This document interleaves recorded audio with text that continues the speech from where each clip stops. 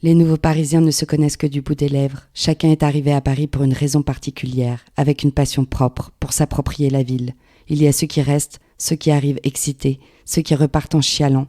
Tous se font une idée préconçue de la ville et du Parisien. Ils traversent la ville sans la comprendre, à la recherche du succès, et trouvent des déceptions. Ils dégueulent la ville et se rebellent dans ce qui ne les accueille pas toujours les bras ouverts. Ce sont les nouveaux Parisiens. Simone, chapitre 6. Au premier regard, j'ai su que j'étais dans la merde, que ce mec-là allait rentrer par chaque pore de ma peau. Je l'ai croisé comme si j'avais attrapé un virus. Il y a des gens qu'on aimerait ne pas croiser dans sa vie, et lui en fait partie. Dès le départ, je savais que ce n'était pas quelqu'un pour moi. Je savais que ce serait intense, court, et puis que finalement ça durerait des années, que ça me minerait, que ça m'obséderait, que j'allais m'investir plus que de raison. Léo, c'est le genre de mec qui a une confiance en lui assez phénoménale. Il est successful et il aime le faire sentir à tous les minables autour de lui.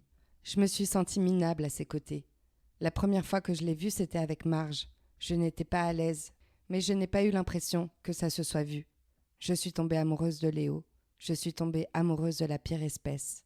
Je l'ai aimé dès le premier moment, ce moment où il a posé sa main sur mon épaule en souriant. Cela n'a duré qu'une seconde, et pourtant, tout mon corps a percuté. Je sais qu'il n'était là que pour moi. Il avait l'air de connaître Marge, mais il la regardait à peine. Je savais dès le départ que ce n'était pas un gars pour moi. Mais quand ça vibre, que voulez-vous faire ? Je n'aimais pas ce qu'il faisait, je n'aimais pas qui il était, je n'aimais pas grand-chose chez lui. Tout m'insupportait, jusqu'à ce petit cheveu sur la langue très discret mais existant. Sa réputation le précède et il s'en vante. Rien de cette vie-là ne me donne envie. Ni les fêtes, ni la pub, ni la coke, ni les meufs. Tout me fait vomir de cette vie-là. Et puis, j'ai résisté. Je ne l'ai pas fait monter. C'était facile pour lui, j'étais amorphe. J'avais tant bossé pour ce rôle qu'on m'a retiré au dernier moment à cause du producteur. Pourtant, c'était mon rêve d'incarner Joséphine Baker. J'avais appris à danser, j'avais tout lu sur elle, j'avais tout fait pour ce rôle. Mais la pométie, c'est compliqué. Encore aujourd'hui, même pour ces rôles qui nous reviennent. J'étais au bout de moi-même en me demandant si j'allais y arriver un jour. Si j'arriverais à vivre de ce pourquoi j'étais faite. Même avec toute la volonté du monde, quand le monde ne veut pas de toi, c'est difficile. Et je venais de recevoir cette mauvaise nouvelle quand je l'ai croisée. Et après celle-ci, je suis allée de bad trip en bad trip. Tout dans ma vie partait en couille, sans que je puisse y faire quoi que ce soit. Le château de cartes s'écroulait. Mon château de cartes cachait toutes sortes de profils, des rois, des jokers et des dames. Ce jeu où les cartes s'en mêlent comme des destins et qui ne forment qu'un tout fragile. Qui tombera le masque au premier souffle ? Souffle du cœur. Je voulais lui donner mon château de cartes, lui confier pour bâtir avec lui, parce que j'avais quitté la tranquillité de l'âme pour vivre passionnément avec lui. J'avais baissé les armes, parce qu'il fait partie de ceux qui pouvaient changer ma vie, et pour toujours. Dès le premier jour, je savais que quoi qu'il allait se passer dans ma vie, il allait la marquer. Pour avoir toujours préféré l'aventure, je me suis mise à miser sur lui, parce que de l'intérieur, ça avait l'air beau, ça avait l'air fort et puissant, ce qu'il était prêt à donner. Du haut de ma tour, je me suis dit qu'il devait en valoir la peine pour animer autant les vaisseaux sanguinaires de mon château de cartes. Tout le royaume de mes humeurs pensait être sûr d'avoir trouvé une âme sœur. Et avec lui, d'un coup, tout avait l'air facile. Sa vie avait l'air si douce, si légère que mon cerveau avait bugué. John avait raison, Emma avait raison, mais c'était plus fort que moi. Comme je suis quelqu'un d'assez fataliste, je me suis dit que s'il fallait que je le revoie, que je le recroise, je le reverrais. Et j'ai laissé le temps faire. Je n'ai pas demandé à Marge son numéro. J'avais un peu honte de la façon dont on l'avait abandonné. Mais notre seconde rencontre avec Léo est assez vite arrivée. Paris s'était vidé. Mais moi, j'aime ma ville quand elle est vide. Je prends toujours le temps de repasser ici quand je sais que tout le monde a quitté le nid. C'est mon moment rien qu'à moi, où je passe mes journées à marcher, à redécouvrir ma ville avant de repartir. J'aime me retrouver dans mes quartiers, dans ceux que je connais moins bien, de pouvoir faire du vélo, de voir le soleil refléter sur la Seine, de croiser ceux qui resteront là tout l'été. J'aime prendre ce temps chaque année. La ville étouffe tellement le reste de l'année que je prends ma respiration avec elle à ce moment-là. Le début de l'année avait été difficile et j'avais envie de me retrouver. Les journées, les soirées passées avec tout un tas de chit-chat avec les personnes que je croisais. Tout est éphémère à Paris d'été. Tout est au ralenti. On a le temps de rêver un peu. Et puis, ce soir-là, j'ai eu envie de sortir. Comme ça m'arrive parfois. Et dans le fond, je sais que je n'ai besoin de personne. J'ai mes adresses, je connais les tenanciers des bars, je connais ma ville. Et cette nuit-là, on s'est croisés au Connétable, au corner de la rue des Archives. Ce bar hors du temps, où tu finis en bas à siroter ton cocktail avec des mecs qui jouent au piano et des meufs quasiment à poil qui chantent faux. C'est leur concept de fumoir. Moi, j'étais là, je fumais ma clope tranquille en regardant le spectacle. et Léo a débarqué comme par magie. Et je ne sais pas pourquoi ce soir-là, il m'a fait rire. Je l'avais pourtant invité plus tôt dans la soirée. Je l'avais vu accoudé au bar d'un autre bar du quartier et je m'étais retournée pour qu'il ne me remette pas. Mais il est finalement arrivé où moi je pensais être cachée. Il n'a pas cessé de me faire rire. J'ai passé un bon moment, comme on en passe peu. On n'a même pas couché ensemble. On a juste passé un de ces moments délicieux dans la vie, où on ne doit rien à personne, où on en profite, car on ne sait pas combien de temps cela va durer. Je ne peux pas vous expliquer pourquoi, mais après il s'est invité dans ma vie. On est resté enfermés pendant 6 jours. Il bossait depuis le bar de ma cuisine et moi je lézardais dans mon lit. Mais il était là, il ne voulait plus partir. Le soir, eh bien c'était l'aventure. Il me prenait la main, de l'autre avait une bouteille de Prosecco et chaque soir il m'emmenait dans des lieux de Paris qu'il avait découverts et qu'il kiffait.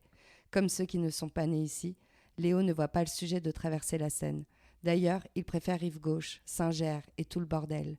Moi je me sens comme une touriste là-bas. Et comme les vampires, au premier rayon de soleil, on passait à la boulange et on retournait chez moi s'enfermer pour vivre un peu caché des regards. Mon téléphone n'avait plus de batterie et j'ai fini par le laisser de côté, comme si la seule personne à appeler en cas d'urgence c'était Léo. Et comme il était là, je n'avais pas besoin de ce téléphone. Plus de notifs, plus d'appels, rien que lui et moi. J'attendais personne et personne ne m'attendait. Léo est entré dans ma vie. Il m'a englobé, il me parlait, il me mangeait le crâne. Bien sûr, j'entendais les warnings de M et de John qui n'arrêtaient pas de me dire ce que je savais déjà. J'ai fini par moins répondre car j'avais envie de vivre ce truc, même si je savais que ça finirait mal. Et patiemment, j'attendais la chute. Je pouvais rester des heures à le regarder, des heures, ça m'apaisait. Et puis, assez vite, il m'a fait sentir que je n'étais pas la seule, que je n'étais pas le centre du monde. Et heureusement, au début, j'ai cru que c'est ce que je voulais moi aussi. La vérité, c'est que je me pensais incapable de m'attacher. Sauf que je suis pas câblée comme ça. Je suis trop sincère, je suis trop émotive pour ne pas ressentir. Je suis incapable de contrôler quoi que ce soit de ce que je ressens. Je suis trop spontanée, je dis ce que je pense, je dis ce qui est important pour moi. Léo me regardait, souriait, tout en sachant que tout ça c'était du vent pour lui. Comme s'il me regardait avec une certaine pitié, alors qu'au départ, moi je ne lui avais rien demandé. Et comme un chasseur, il me regardait comme un animal blessé, qu'il avait chassé pendant longtemps, et dont il n'avait déjà plus envie, car trop de sang baignait autour de moi. Et lui, il a fini par me briser. Il ne restait pas grand-chose à casser. Il y avait eu mes histoires d'avant, et d'un coup ce tsunami. Il était jaloux. Il me disait que mon sourire était hors norme. Il me disait d'arrêter de le regarder comme ça. Il me regardait me changer en sortant de la douche, à me scruter, à me dire que j'étais magnifique, à passer ses nuits dans ce Paris vide avec moi qu'il remplissait. Il me parlait de l'avenir, il s'intéressait à tout ce que je faisais. Il a été l'idylle d'été idéal. Il a été comme un électrochoc pour mes neurones. Il me faisait des déclarations que je pensais être uniques. Puis Léo a fini par quitter mon appart. Avant ça, il s'est serré contre moi alors que j'étais assise dans mon fauteuil face à l'entrée, en fœtus, comme si j'allais lui redonner la vie, comme si j'étais la seule à pouvoir le rassurer. Il a fini certainement par se lasser, et au début il écrivait des tirades, puis il me disait qu'il était occupé. Il me disait qu'il allait arriver et moi j'attendais pendant des heures au café, à lui trouver des excuses. J'en ai oublié que j'étais moi aussi quelqu'un de formidable, que j'avais de l'esprit, que j'avais des connaissances, que j'avais des amis, qu'au fond je n'avais besoin de personne. La vérité c'est qu'une fois heurté, le cœur oublie l'essentiel.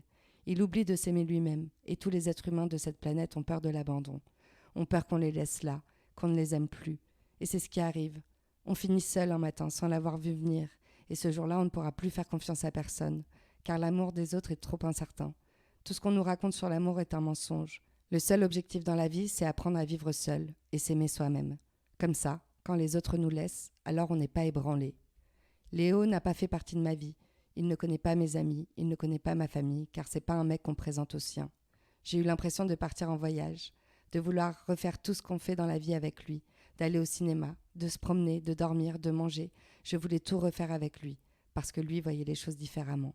Et puis, il n'a plus répondu à aucun de mes messages, il m'a laissé là. Marge m'a dit qu'il était parti, et moi j'attendais encore qu'il me réponde, qu'il me donne rendez-vous pour le rejoindre. Il n'était plus là, et moi je tremblais de ressentir ma peine. Après lui, le temps a été long, mes habitudes ont été réduites au néant. Je l'ai vu partir, je l'ai vu faire sa vie. Difficile de regretter quelque chose pour laquelle ton cerveau t'avait alarmé. Et le cœur se met à pleurer, car il n'a pas pu faire autrement, car ton corps en avait besoin. Mes amis m'ont ramassé à la petite cuillère car je n'avais plus confiance en rien, ni en moi, ni au monde, car tout ce que j'avais construit s'était brisé. J'ai vécu son départ comme un deuil, j'ai vécu dans le noir, et quand je repense à lui, j'ai l'impression de penser à une autre. J'ai l'impression que ce n'était pas moi, que ce n'était pas ma vie. C'est ça que tu as réussi à faire, à me sortir de moi-même contre ma volonté. Mais après ça, il y aura une vie d'avant et puis la vie d'après. Et je me concentre sur la vie d'après. Finalement, j'ai eu de la chance de n'avoir eu qu'à te croiser.